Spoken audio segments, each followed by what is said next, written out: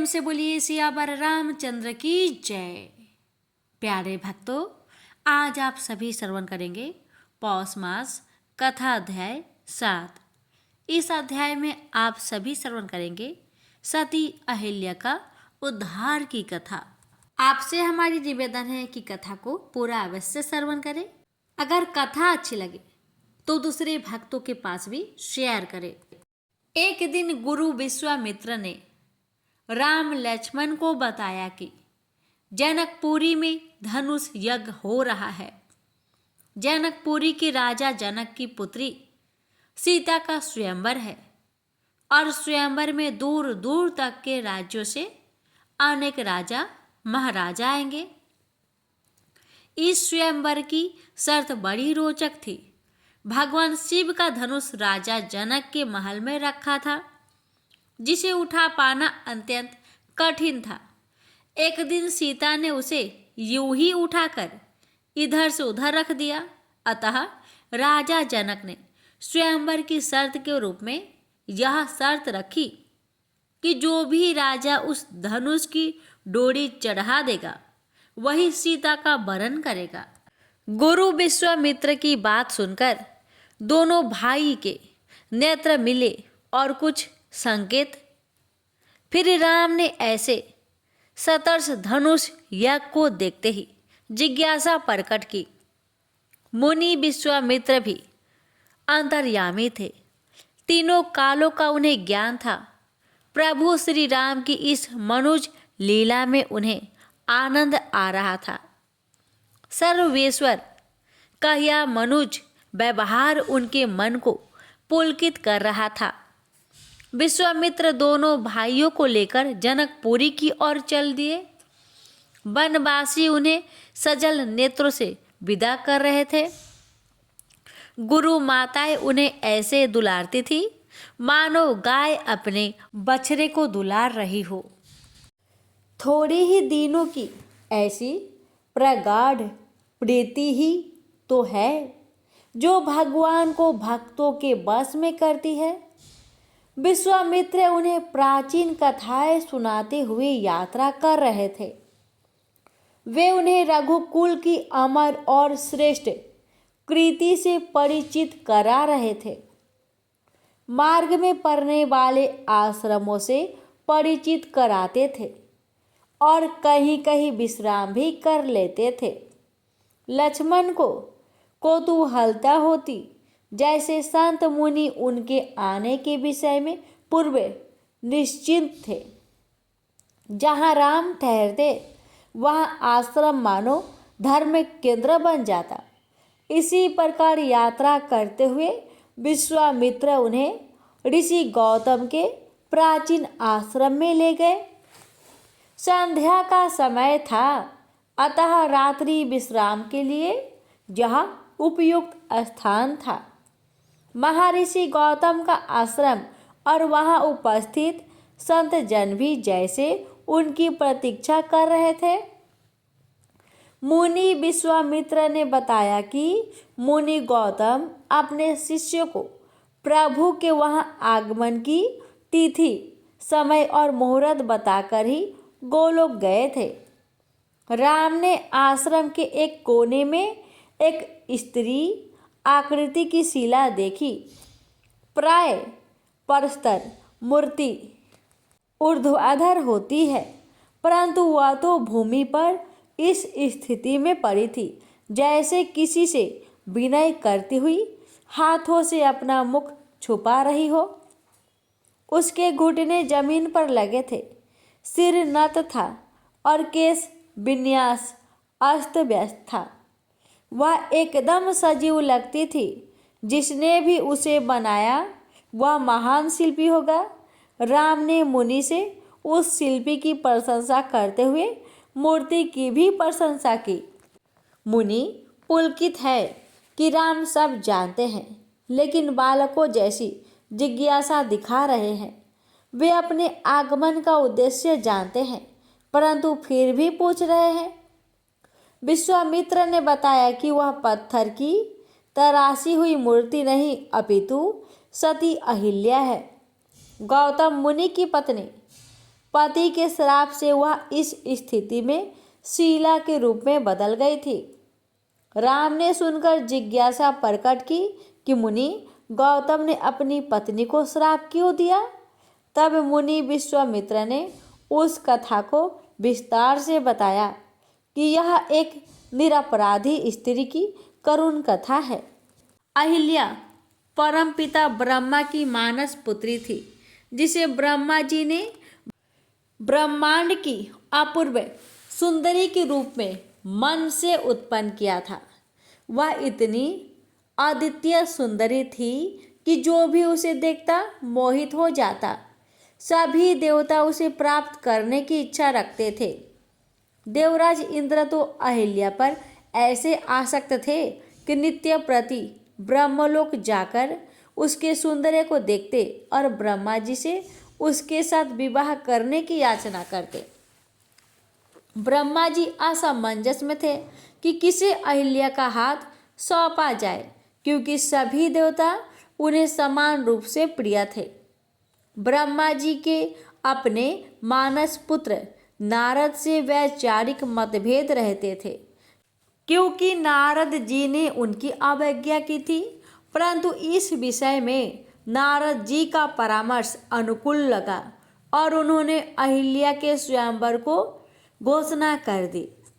स्वयंवर की शर्त ये रख दी कि जो भी मुनि या देवता पैदल ही पृथ्वी की प्रदक्षिणा सबसे पहले कर लेगा, वही अहिल्या का वरण करेगा। स्वयंवर स्थल पर सभी देवता और ऋषि महर्षि पहुंचने लगे। इनमें गौतम ऋषि भी थे, जिनकी गति वायु के समान थी। इंद्र को उस सभा में ही वहीं अपने प्रति दंडी लग रहे थे और वे उनसे ही निपटने का उपाय सोचने लगे। इंद्र ने उपाय सोच भी लिया और अपने एक सेवक को प्रदक्षिणा मार्ग में गौतम का अवरोध बनने भेज दिया। प्रतियोगिता प्रारंभ हुई और गौतम अपने वेग से सबसे आगे चले। मार्ग में उन्होंने एक गाय को देखा जो प्रसव वेदना से छटपटा रही थी। दयालु ऋषि ने उसे प्रसव पीड़ा से मुक्त कराया, परंतु गाय और उसके नवजात बच्चे को वन में अकेले छोड़ना उचित नहीं समझा। कोई हिंसक पशु उन्हें अपना आहार बना सकता था। मुनिवर वहीं उनके रक्षक बनकर रात भर बैठे रहे। प्रातः होने पर गाय व बछड़ा लुप्त हो गए। गौतम समझ गए कि किसी ने उनका मार्ग बाधित किया था। गौतम मुनि पृथ्वी की प्रदक्षिणा करके स्वयंवर स्थल पर लौटे तो वहां इंद्र को विजेता घोषित किया जा चुका था। मुनि गौतम मौन रह गए। वे क्या कर सकते थे? परंतु तभी देवऋषि नारद ने वहां आकर इंद्र के रंग में भंग डाल दिया और उसकी कपटी चाल का स्पष्टीकरण कर दिया, जिसके कारण प्रबल दावेदार मुनि गौतम के मार्ग में अवरोध उत्पन्न हुआ था। नारद जी ने यह भी कहा कि मुनि गौतम ने एक गाय का प्रसव कराते समय ही पृथ्वी की प्रदक्षिणा संपन्न कर ली थी, क्योंकि वेदों में गाय को पृथ्वी का ही रूप बताया गया है। सभी देवताओं ने इस बात का समर्थन किया और अहिल्या गौतम ऋषि की पत्नी बन गई। बहुत समय व्यतीत होने पर भी इंद्र के चित्त से अहिल्या का यौवन न जाता था।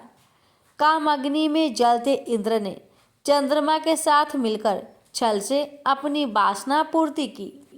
कुटिल योजना बनाई। मुनि गौतम ब्रह्म मुहूर्त में उठकर स्नान आदि हेतु जाते थे। एक रात अर्धरात्रि में ही चंद्रमा ने मुर्गा बनकर बांग दे दी और अपनी लालिमा भोर की लालिमा जैसी कर दी। गौतम मुनि सहज स्वाभाविक रूप से नदी की ओर चले गए तो इंद्र उनका भेष बनाकर कुटिया में घुस गया। मुनि गौतम ने जैसे ही जल में प्रवेश किया, नदी स्त्री रूप में प्रकट हो गई। उसने आश्चर्य व्यक्त किया कि सब वेदों को जानने वाले मुनि गौतम ऐसी भूल कैसे कर सकते हैं कि अर्धरात्रि में शांत जल को अशांत कर रहे हैं। मुनि ने भी आश्चर्य से कहा कि वे मुर्गे की बांग और चंद्रमा की लालिमा के आधार पर अपने नित्य निश्चित समय पर आए हैं। देव नदी ने अपनी दिव्य दृष्टि से सत्य जानकर मुनि को सब कुछ बता दिया। क्रोध से भरे मुनि गौतम वापस आश्रम की ओर दौड़े तो चंद्रमा ने संकेत करके इंद्र को सचेत कर दिया। इंद्र वहां से भागा तो अहिल्या को अपने साथ हुए छल का भान हो गया। अस्तबद्ध थी, दौड़कर बाहर आई और क्रोधित मुनि के चरणों में नत होकर अपने निर्दोष होने की बात कही। परंतु क्रोध से भरे मुनि ने उन्हें तत्काल पत्थर की शिला में बदल जाने का श्राप दे दिया। उन्होंने इंद्र और चंद्रमा को भी श्राप दिया। जब अहिल्या पत्थर में बदल रही थी तब मुनि को आभास हुआ कि इंद्र जैसे कपटी ने पूर्व में भी ऐसे कपट किए थे और वह कपट प्रवीण था। अहिल्या बेचारी उसके कपट का जाल कैसे जान पाती। उन्होंने अहिल्या से कहा कि मेरा श्राप तो असत्य नहीं हो सकता, लेकिन त्रेता युग में श्री राम के चरण स्पर्श होने से उसका उद्धार होगा। अहिल्या इसी प्रतीक्षा में शिला बनी पड़ी है। मुनि विश्वामित्र के मुख से सती अहिल्या की करुण कथा सुनकर राम द्रवित हो गए और उन्होंने मुनि की आज्ञा से शिला से अपना चरण स्पर्श करा दिया। तत्काल वह शिला अनिध सुंदरी अहिल्या के रूप में परिवर्तित हो गई और प्रभु के चरणों में गिरकर उनकी स्तुति करने लगी। प्रभु श्री राम ने उसे गौतम मुनि के पास गोलोक जाने की आज्ञा दी और इस प्रकार सती अहिल्या का उद्धार हो गया। प्रेम से बोलिए सियावर रामचंद्र की जय। एक बार भरत जी गंडकी नदी में स्नान कर नित्य नियमित तथा शौच आदि अन्य आवश्यक कृतियों से निवृत्त हो पर्णव का जप करते हुए 3 मुहूर्त तक नदी की धारा के पास बैठे रहे। इसी समय एक हिरनी प्यास से व्याकुल हो जल पीने के लिए अकेली ही उस नदी के तीर पर आई। अभी वह जल पी ही रही थी कि पास ही गरजते हुए सिंह की लोक भयंकर दहाड़ सुनाई पड़ी। हिरण जाति तो स्वभाव से ही डरपोक होती ही है। वह पहले ही चौकन्नी होकर इधर उधर देखती जाती थी। अब जैसे ही उसके कानों में वह भीषण शब्द पड़ा कि सिंह के डर के मारे उसका कलेजा धड़कने लगा और नेत्र कतार हो गए। प्यास अभी बुझी न थी, किंतु अब तो प्राणों पर आ बनी थी। इसलिए उसने भयवश एकाकी नदी पार करने के लिए छलांग मारी।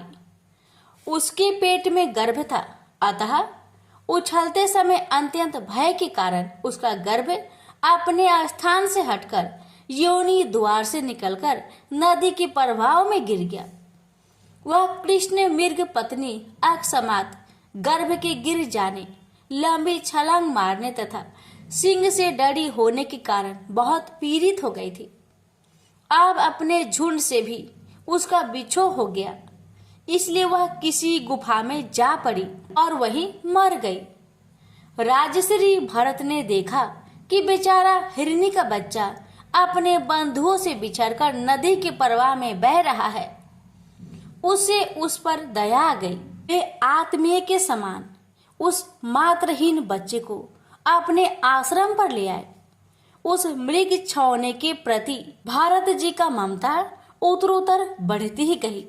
वे नित्य उसके खाने पीने का प्रबंध करने, व्याघ्र दी से बचाने, लार लड़ाने और पुचकारने आदि की चिंता में ही डूबे रहने लगे। कुछ ही दिनों में उनके यम नियम और भागवत पूजा आदि आवश्यक कृत्य एक एक करके छूटने लगे और अंत में सभी छूट गए। उन्हें ऐसा विचार रहने लगा, आहो कैसे खेद की बात है, इस बेचारे दीन मृग छौने को काल चक्र के बेग ने अपने झुंड, सुहद और बंधुओं से दूर करके मेरी शरण में पहुंचा दिया है। यह मुझे ही अपना माता पिता, भाई, बंधु और यूं थके साथी संगी समझता है। इसे मेरे सिवा और किसी का पता नहीं है और मुझ में इसका विश्वास भी बहुत है। मैं भी शरणागत की उपेक्षा करने में जो दोष है उन्हें जानता हूँ, इसलिए मुझे आप अपने इस आश्रित का सब प्रकार की दोष बुद्धि छोड़कर अच्छी तरह पालन पोषण और प्यार दुलार करना चाहिए। निश्चय ही शांत स्वभाव और दोनों की रक्षा करने वाले परोपकारी सज्जन ऐसे शरणागत की रक्षा के लिए अपने बड़े से बड़े स्वार्थ की भी परवाह नहीं करते। इस प्रकार उस हिरण के बच्चे में आसक्ति बढ़ जाने से बैठते, सोते, टहलते, ठहरते और भोजन करते समय भी उनका चित्त उनके स्नेह पास में बंधा रहता। जब उन्हें कुश, पुष्प, समिधा, पत्र और फल मूलादि लाने होते तो भेड़ियों और कुत्ते के भय से उसे भी साथ लेकर ही वन में जाते। मार्ग में जहां तहां कोमल घास आदि को देखकर मुग्ध भाव से हरिण सावट अटक जाता तो वे अत्यंत प्रेम पूर्वक हृदय से दयावश उसे अपने कंधे पर चढ़ा लेते। इसी प्रकार कभी गोद में लेकर, कभी छाती से लगाकर उसका दुलार करने में ही उन्हें बड़ा सुख मिलता।